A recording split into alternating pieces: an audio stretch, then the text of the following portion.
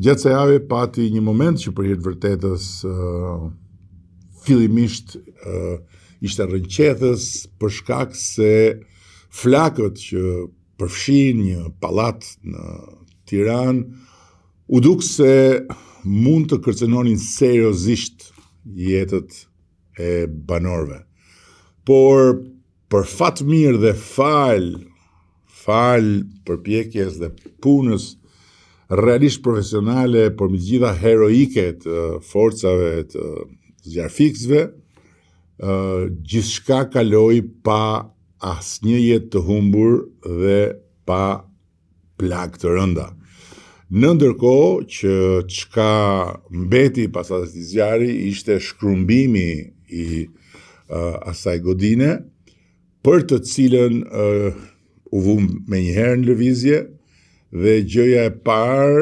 dhe më e rëndësishmja sipas meje është që godina do të rindërtohet tërësisht nga e para 100% nga vetë ndërtuesi i saj. Dhe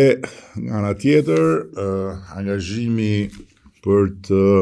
ndihmuar banorët që deri në momentin, dhe besoj që nuk do të marrë shumë kohë, sepse Karabinaja është aty, por deri në momentin kur ata banorë do të kthehen në shtëpi, të mund të kenë një bonus qeraje dhe patjetër edhe një mbështetje nga bashkia për të lehtësuar barrën e krijuar nga dëmet e pariparueshme që kanë ndodhur në banesat e tyre. Tani, gjithmonë në këto raste shfaqen menjëherë si këpurdat pas shiut, lloj gjithollogësh edhe lloj ekspertësh publik, por pa licencat dhe pa njohuritë e nevojshme për të marrë një rol të tillë. Po gjithsesi, edhe për shkak të emocioneve, edhe për shkak të nevojës për të marrë protagonizëm, kush nuk del e çfarë nuk thot. E vërteta është që kjo ishte një fatkeqësi e shkaktuar nga një shkëndi, nga një nisje zjarri, po doni, që nuk ka lidhje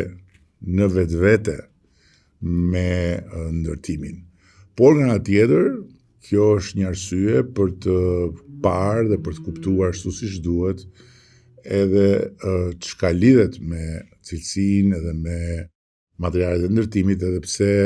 nga verifikimi i parë që është bërë, ndërtimi kishte të gjitha materialet të certifikuara dhe vinin nga importi, kështu që nuk dua të zgjatem më shumë në këtë pikë. Më e rëndësishmja është që askush prej atyre banorëve që patën atë moment dramatik, që fatmirësisht dhe përsëris fal në radhë parë forcave zjarfikse, po dhe forcave të rendit aty të pranishme, nuk u kthye në një moment tragjik,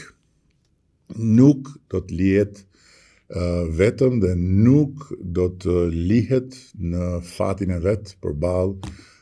nevojës për t'u rikthyer dhe për të jetuar normalisht në një banesë të vetën, siç i takon tërësisht